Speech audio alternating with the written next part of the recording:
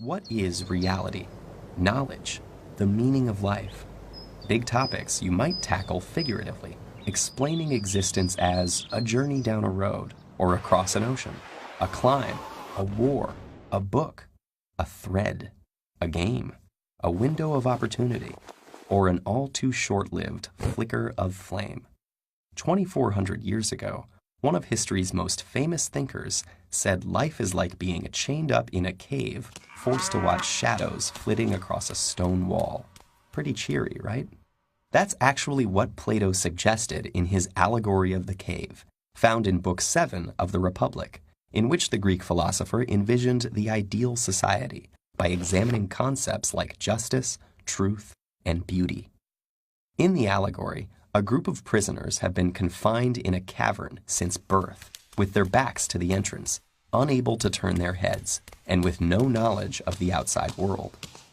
Occasionally, however, people and other things pass by the cave opening, casting shadows and echoes onto the wall the captives face.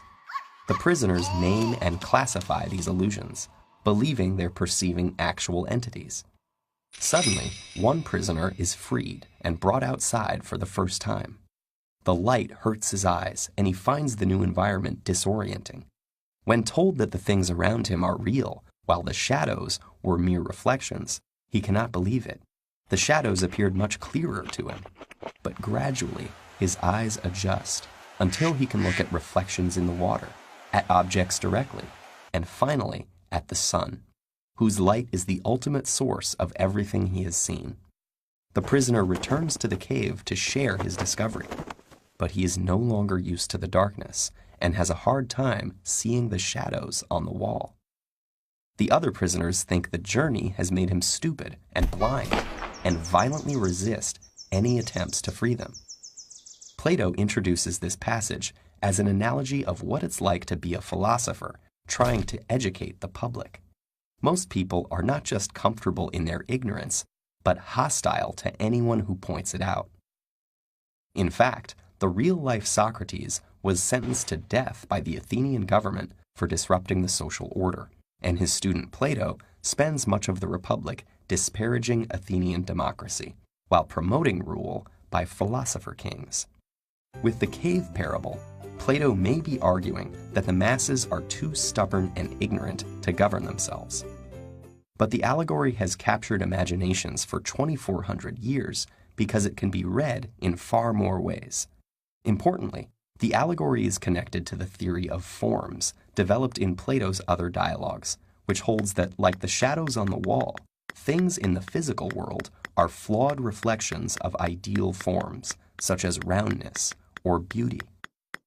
In this way, the cave leads to many fundamental questions, including the origin of knowledge, the problem of representation, and the nature of reality itself. For theologians, the ideal forms exist in the mind of a creator. For philosophers of language viewing the forms as linguistic concepts, the theory illustrates the problem of grouping concrete things under abstract terms.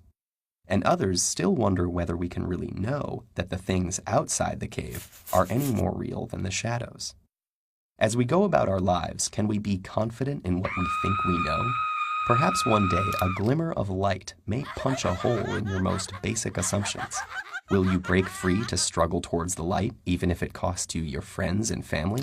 Or stick with comfortable and familiar illusions? Truth or habit? Light or shadow? Hard choices. But if it's any consolation, you're not alone. There are lots of us down here.